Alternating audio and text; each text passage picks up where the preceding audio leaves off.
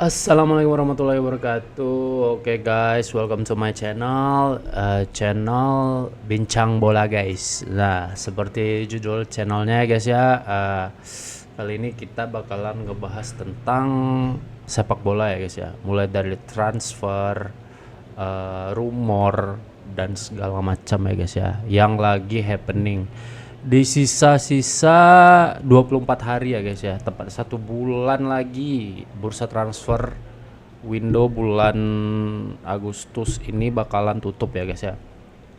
So tanpa berlama-lama guys, gua ngambil beritanya dari orang paling terpercaya di seluruh dunia ya guys ya. Babang Fabrizio Romano guys. Kita bakalan ngebahas sedikit ya guys ya, tentang yang paling hangat guys. Yang paling hangat itu terutama adalah Benjamin Sesko ya guys ya. Langsung aja ya guys ya. Ini orang guys, si Benjamin ini, pemain Leipzig ini, salah satu best target man so far ya guys ya, yang gue tahu ya. Kalau zaman dulu sih banyak target man yang oke punya ya guys ya, kayak Jibril Cisse, Andy Carroll yang di Newcastle ya guys ya, bukan yang di Liverpool ya guys ya. Di Liverpool itu ampas guys. Nah sekarang ini Benjamin Sesko ini lagi jadi properti hangat guys. Dan rumornya seperti yang udah dibilang Fabrizio ini guys, udah understand guys, dimana itu udah hampir 50% guys, dia bakalan ke Manchester United guys. Ini banyak rumor yang bilang ya guys ya, doi ini bakalan ke Newcastle guys. Kenapa? Karena Newcastle salah satu strikernya bakalan dibajak oleh Liverpool ya guys ya. Tapi sampai sekarang Newcastle masih nge-stall bidnya karena Newcastle ingin mencari penggantinya yang sepadan ya guys ya. Tapi sejauh ini sih yang gua baca dari beberapa forum, rumor, Instagram, Twitter dan segala macam guys, lebih santer emang 50% dia bakalan ke Manchester United ya guys ya. Menurut gue sih nggak masalah sih. Kenapa? Karena gue nggak tahu apa sebenarnya problem yang diterima oleh setiap striker yang dibeli oleh Manchester United ini ya guys ya. Mulai dari kita lihat Rasmus Højlund ya guys ya. Rasmus Højlund di Atalanta sumpah gacor banget, top skor Serie A ya guys ya. Gue lupa dia berapa gol ya guys ya. Kita cek dulu ya guys ya, Rasmus Højlund. Atalanta statistik. Nah, dia itu ada sekitar totalnya itu ada berapa gol. Ini lumayan gacor loh guys ya. Ini tuh lumayan gacor ini guys, 10 gol 30 penampilan. Nah nyampe di MU dia itu ampas banget guys, gue nggak tahu kenapa dah. Nah terus rumornya itu ya dia mau dijual, tapi si Rasmus ini dia nggak mau pindah guys, karena mungkin udah nyaman kali ya di MU. Gue nggak tahu sih. Tim yang abis juara Premier League guys, Premier League musim ini. Turnamen pramusim MU dapat juara loh guys, jangan salah guys. Nah oke, balik lagi ke topik. Oke, si Benjamin Sesko ini menurut gue striker yang menurut gue cocok banget sama United ya guys ya. Di samping permainan mereka yang mengandalkan long ball ya guys ya, dan juga ditambah dia juga punya strength yang bagus, jadi cocok deh buat MU yang sangat butuh striker kelas dunia ya guys ya sekarang. Oke, next kita ada Gio Simeone ya guys ya, anak dari pelatih Diego Simeone ya guys ya. Dia ke Torino nih guys. Ini jujur aja, ini dulu zaman gue masih main FM 2000 berapa dia pertama muncul ya. Ini lumayan jadi gem loh guys, lumayan. Cuma mungkin Napoli doang yang kepincut. Napoli lah lumayan gacor dia di Napoli guys. Terus salah satu winger Ritsu Doan, winger Jepang yang lumayan bagus, dia ke Eintracht Frankfurt ya guys ya. Udah have a great, tinggal nunggu sabdanya aja guys. Here we go guys. Nah, terus Juan Lu gue nggak begitu tahu karena gue jarang. Nah, satu lagi properti hangat guys. Ini adalah Andy Carroll part 3 ya guys ya. Andy Carroll part 3. Part 3 apa part 2 sih? Part 2 guys. Andy Carroll part 2. Gue jujur aja waktu Liverpool lawan Benfica yang waktu itu menang 4-3 apa ya kalau nggak salah. Dia ini salah satu pemain yang nyusahin guys. Salah satu nyusahin, terutama waktu itu dia, saya ingat gue, dia bermain di posisinya sayap kiri. Dia tugasnya ngebombardir Trent Alexander-Arnold, di mana itu work guys. Dia nyetak 2 gol apa hat-trick gitu ya, gue lupa. Udah lama banget ya guys ya. Jadi gara-gara itu si Jurgen ini kepincut sama si Darwin Núñez. Musim pertama sih gue sebagai fans Liverpool ya, awalnya gol debut di Community Shield lawan Manchester City guys, gimana nggak high hope jadinya gitu loh. Walaupun sebenarnya golnya itu bisa dibilang lucky goal sih menurut gue ya. Lucky goal ya, merupakan kayak scrimmage gitu di depan Ederson, terus dia tinggal ceplosin bola doang.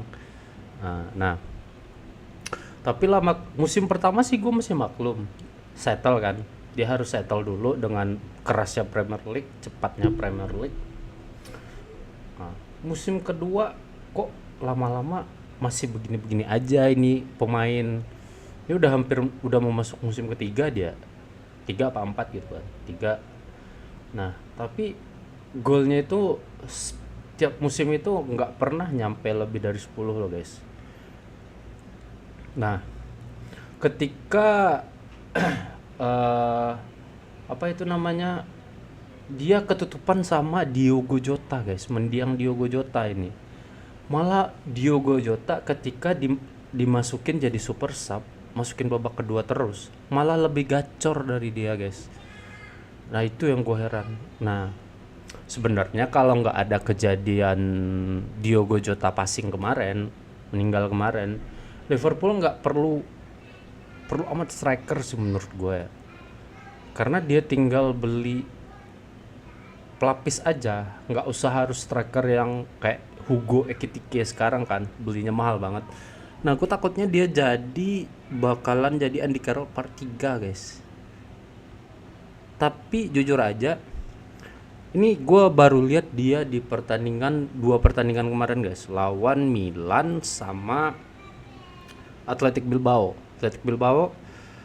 Di lawan Milan nggak begitu kelihatan mainnya, tapi ketika lawan Bilbao kemarin dia dapat assist 1 guys, dan itu jadi sedikit membuka pikiran gue tentang Hugo Ekitike ya guys ya. Hugo Ekitike yang mana style bermainnya itu jauh berbeda dari Núñez guys, dimana Núñez yang menurut gue hanya mengandalkan strength dan finishing ya guys ya. Sedangkan kalau Ekitike ini dia bisa jadi tembok guys. Jadi selama gue nonton Liverpool di platform streaming manapun, gue nggak melihat yang namanya Darwin sebagai tembok guys. Darwin kebanyakan sebagai false nine, jadi dia ngisi posisi Firmino guys.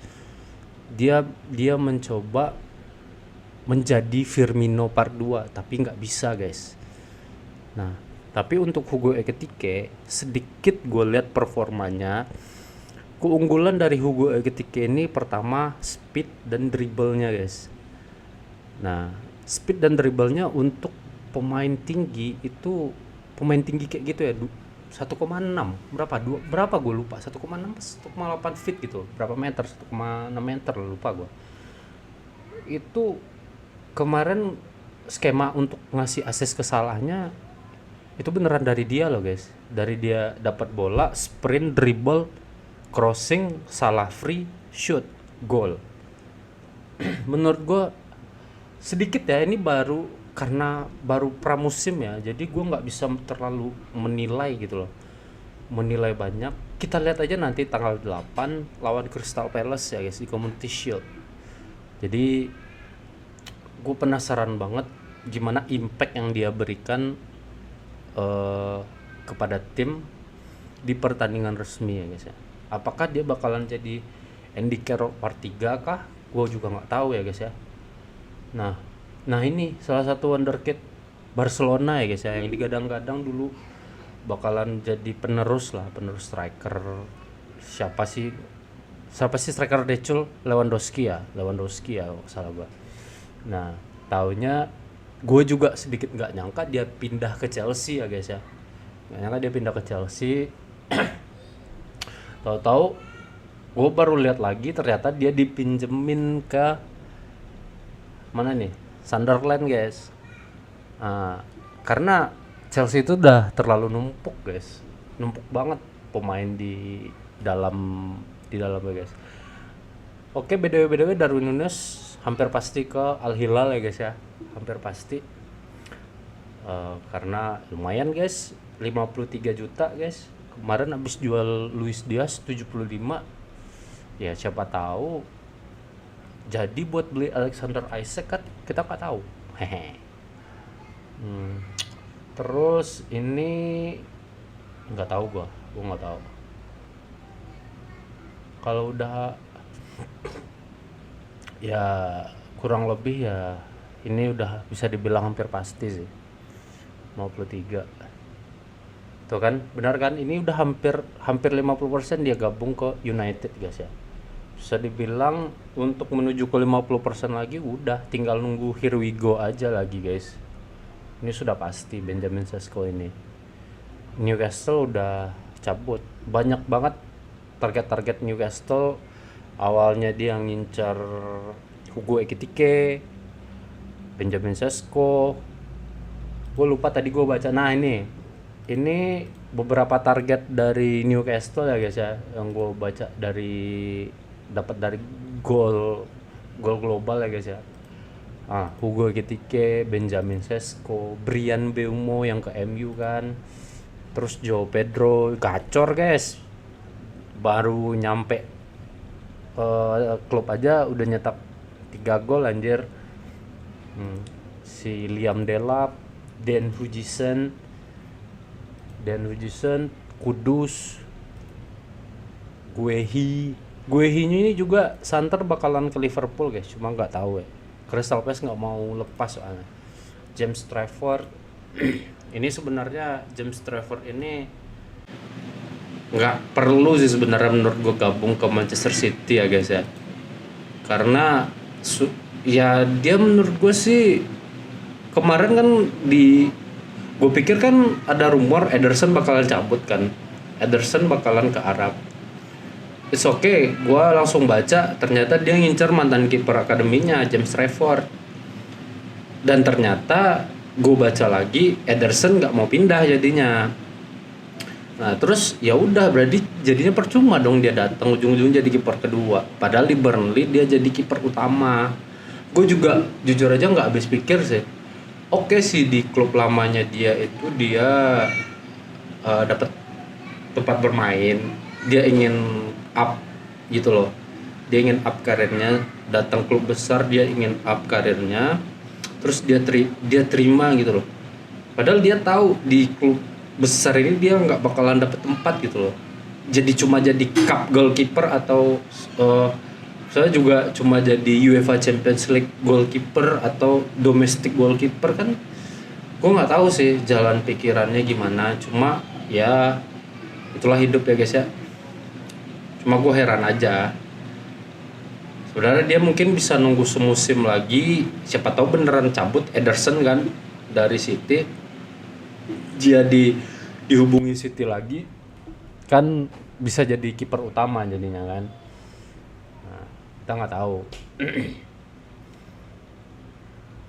Apalagi nih guys. Masih kebanyakan sekarang rumor dari Benjamin Sesko ya guys ya, karena dia hampir pasti ke MU ya guys ya. Tim WA ini juga gue lumayan kaget sih. Ini juga wonderkid sebenarnya, cuma gue nggak tahu sih kenapa kalah sama Francisco Coensao kayaknya dia ya. Tim WA ini kan setahu gue sih dia winger ya, winger apa striker sih. Kalau striker sudah jelas kalah dia dengan Dusan Vlahovic kan. Nggak, cuma gue tiba-tiba kaget dia tiba-tiba udah join Marseille ya guys ya, klub Prancis. Terus ini pemain baru Milan guys, Ardon Jashari. Nah, nggak tahu gue klubnya dari mana. Victor Reis dari Girona. Nah, mereka kan satu grup kepemilikan, jadinya ya gampang lah negosiasinya. Girona City kan sama satu pemilikan. Nah ini sih sebenarnya yang patut gua pengen lihat sih, William Estevao ini. Salah satu gem juga dari Brazil. Banyak grup yang ngincer dia, salah satunya Barcelona juga, Madrid juga, tapi dia lebih milih Chelsea. Ya, life must go on ya guys ya. Ini debut di umur 18 di timnas Brazil kalau gua nggak salah. 18 apa 19 gitu. Main di Palmeiras dulu kalau gua nggak salah. Aduh. Oh, gue pikir dia bakalan dijual, guys. Goncalo Garcia, orang apa? Dia pemain yang gacor selama Piala Dunia antar klub kemarin. Di tangan Xabi Alonso bagus dia, guys. Nggak tahu nanti di La Liga gimana ya. Pasti ketutupan sama Mbappe sih ini. Pastilah. Terus ini Tyler Morton ya guys ya, pemain akademi Liverpool. Dia join Olympique Lyon, klub yang sebenarnya sudah pasti degradasi ke Serie B gara-gara finansial ya guys ya. Tapi dia dibantu oleh PSG karena salah satu pemainnya Bradley Barcola kalau gak salah. Bradley Barcola ditebus sama PSG buat ngebantu. Ditebus mahal loh guys, ditebus mahal sama PSG.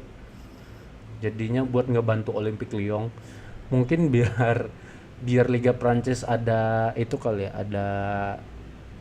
ada saingannya lah gitu lah ya, Olympique Lyon. Nggak enak banget nggak ada Olympique Lyon anjing kan ya, gampang banget ini liga kan gitu takutnya. Seperti itu ya guys ya. Apalagi nih guys, ini gue kurang tahu. Matteo Malassoma. Terus sama gue mau ngebahas sedikit tentang beberapa rekap transfer yang mungkin terjadi dari awal bulan Juli ya. Awal bulan Juni. Nah, gue langsung buka aja di transfer market ya guys ya. Siapa ini? Oh, Persija tambah amunisi guys. Gelo.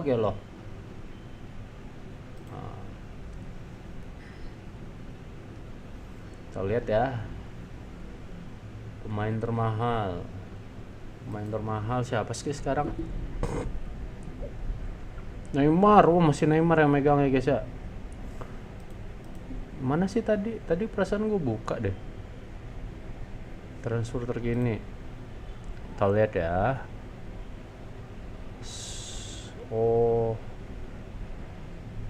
Top transfer kali ya, ini kali ya, top transfer kali ya. Nah ini Florian. Apaan sih itu? Oren anjing. Apaan sih itu? Bodo amat lah. Ini Florian ya guys ya. Florian di beberapa friendly match oke, dia udah cetak 1 gol ya guys ya. Tapi menurut gua gaya permainannya masih canggung guys, masih nyetel ya guys ya menurut gua. Tapi mudah-mudahan cepat nyetelnya lah ya guys ya. Soalnya untuk lini tengah Liverpool, menurut gua, ini pendapat gua aja ya, Gravenberch, Szoboszlai itu belum bisa digeser ya guys ya. Sobos, terutama Gravenberch sih. Lu lihat Gravenberch selama pramusim guys, itu gila. Gila itu nggak ada obat sih. Skillnya gokil banget. Passing, dribble, composure-nya, strength-nya gila, gokil sih. Menurut gua itu pemain belum bisa digeser ya guys ya, kecuali dia cedera ya guys ya. Soboslai juga sama, lumayan konsisten. Ya saat tinggal antara McAllister sama Florian Wirtz, pilihannya cuma dua itu menurut gue sih, Florian atau McAllister. Kalau kata gue sih untuk sekarang gue lebih milih McAllister. Jadi skema untuk di tengah itu tetap dengan 3 Sobo, Graven sama Maka itu jangan digeser dulu sih kalau menurut gue ya. Bahkan itu balik lagi ke selera pelatih kan, pelatihnya mau kayak gimana. Karena menurut gua itu udah paling nyetel sih. Untuk pelapisnya oke, Curtis gua herannya sebenarnya sih menurut gua bagus sih. Cuma banyak para fans Liverpool itu kurang suka sama Babang satu itu ya guys, Babang Curtis. Nah, Hugo tadi udah gua bahas sedikit. Victor Osimhen. Nah, ini orang guys, Victor Osimhen ini gua heran guys. Ini striker top loh guys, top Marco top loh guys, ini top Marco top loh. Tapi yang gue herannya kenapa, mungkin karena faktor gaji kali ya, kenapa klub besar gak mau dia ngebeli guys, malah yang sanggup beli itu Galatasaray guys. Gue nggak tahu, mungkin emang faktor gaji kali ya. Victor Osimhen ini kan udah nggak dipakai lagi dia di Napoli, tapi kan bukti dia striker bagus itu kan udah ditunjukinnya selama dia di Napoli guys, Victor Osimhen ini guys. Tapi kenapa dia nggak mau, banyak tim-tim Eropa yang nggak mau sama dia gitu loh guys. Salah satu ya mungkin kayaknya emang karena gaji sih, gajinya gede banget ini guys Victor Osimhen ini. Galatasaray doang yang mampu guys buat itu, buat beli, buat bayar gajinya kali. Victor Gyökeres sejauh ini belum kelihatan ya guys ya, karena emang baru dia dimasukin menit 71 kalau gua nggak salah kemarin lawan itu ya, waktu friendly match Arsenal ya. Itu waktu dia baru pertama kali diperkenalkan, dia debut, tapi nggak terlalu kelihatan sih. Tren banyak juga gue baca, ini pembelian terburuk Real Madrid ya. Ini bukan ngarang-ngarang, banyak rumor yang bilang tren ini pembelian terburuk Real Madrid, walaupun cuma 10 juta ya, karena dia dibutuhkan untuk Piala Dunia kemarin, Piala Dunia antar klub kemarin, makanya dia ditebus 10 juta.